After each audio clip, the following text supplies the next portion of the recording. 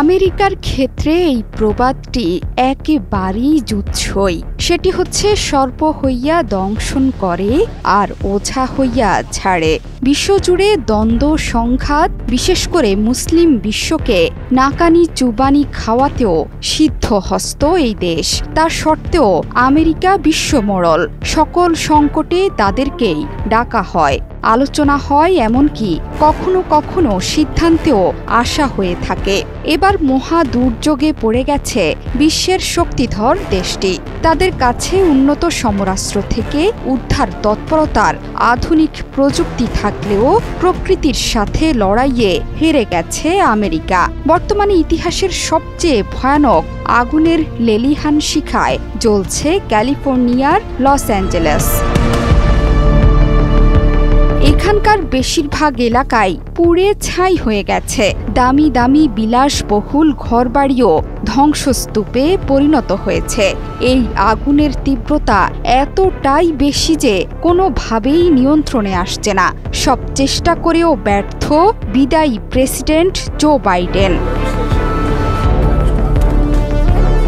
প্রকৃতির সাথে এই যুদ্ধে হেরে গেছে যুক্তরাষ্ট্র। মিলিয়ন মিলিয়ন ডলারের ক্ষতিতে জেরবার রাজ্যটি। বলা হচ্ছে পৃথিবীর কোনো পানিই নাকি নেভাতে পারবে না দেশের সবচেয়ে বিলাসবহুল আবাসনের এই লস অ্যাঞ্জেলেসের আগুন। মাত্র কয়েকদিনের দাবানলে পুড়ে ছাই হয়ে গেছে হাজার হাজার একর জমি।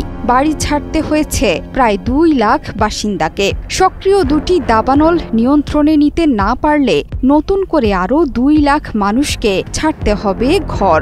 বাড়ি ঘর হারিয়ে আর্তনাদ করছেন লস অ্যাঞ্জেলেসের বাসিন্দারা। আন্তর্জাতিক সংবাদ মাধ্যম সিএনএনের প্রতিবেদনে বারবার উঠে এসেছে একটি প্রশ্ন: ধ্বংসযজ্ঞের মাত্রা কি কোনোভাবে কমানো সম্ভব ছিল, নাকি জলবায়ু সম্পর্কিত দুর্যোগের যুগে এটি কেবল নতুন স্বাভাবিক ঘটনা? এর উত্তরে মার্কিন পরিবেশ বিশ্লেষকদের ভাষ্য, আকাশ কিংবা স্থল থেকে পানি মেরে আগুন নিয়ন্ত্রণ করার যথাসাধ্য চেষ্টা করা হয়েছে। তবে এমন ভয়াবহ আগুন নিয়ন্ত্রণ করার ক্ষমতা পৃথিবীর কোনো পানি ব্যবস্থাতেই নেই। লস অ্যাঞ্জেলেস কাউন্টির কর্মকর্তারা এই দাবানলের আগুনকে একটি নিখুঁত ঝড় বলছেন, যেখানে ঘন্টায় 100 মাইল বেগে হারিকেনের মতো ঝোড়ো হাওয়া বয়ে যাচ্ছে। এমন বিরূপ আবহাওয়ায় দাবানলে বিধ্বস্ত এলাকাগুলোতে পানি ঢেলে আগুন নিয়ন্ত্রণে করা একেবারেই অসম্ভব। লস অ্যাঞ্জেলেসে পানি সরবরাহকারী বিভাগ জানিয়ে দিয়েছে, এই ধরনের আগুনের সঙ্গে মোকাবিলা তারা আগে কখনো করেননি। ফলে এই বিষয়ে তাদের কোনো অভিজ্ঞতাও নেই। ঘন্টার পর ঘন্টা পানি দিয়েও আগুন নিয়ন্ত্রণে আনা যাচ্ছে না। এই আগুন কিভাবে নিয়ন্ত্রণে আনা সম্ভব হবে সেটি নিয়েও চলছে জল্পনা কল্পনা। অনেকে বলছেন শহরের পানি সরবরাহ ব্যবস্থা এমন বিপর্যয়কে নিয়ন্ত্রণ করার মতো করে তৈরি করা হয়নি। নতুন বিপদ হচ্ছে এই আগুন এখন নতুন নতুন এলাকাতেও ছড়িয়ে পড়েছে। এরই মধ্যে লস অ্যাঞ্জেলেসের ওপর দিয়ে বয়ে যাওয়া ঝোড়ো বাতাসের গতি বাড়তে পারে বলেও পূর্বাভাস দেয়া হয়েছে। তাতে আরও বাড়তে পারে আগুন। গত মঙ্গলবার থেকে আলাদা 6টি দাবানল লস অ্যাঞ্জেলেসে ছড়িয়ে পড়ে। বর্তমানে সেখানে 4টি দাবানল সক্রিয় রয়েছে।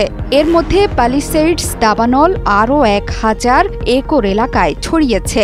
আগে এই দাবানলে পুড়েছে 22,000 একর এলাকা। ফায়ার সার্ভিসের কর্মকর্তা বলেছেন, সান্তা মনিকা ও মালিবু এলাকার মধ্যে জ্বলতে থাকা প্যালিসেডস দাবানল ম্যান্ডেভিল ক্যানিয়ন এলাকায় ছড়িয়ে পড়েছে।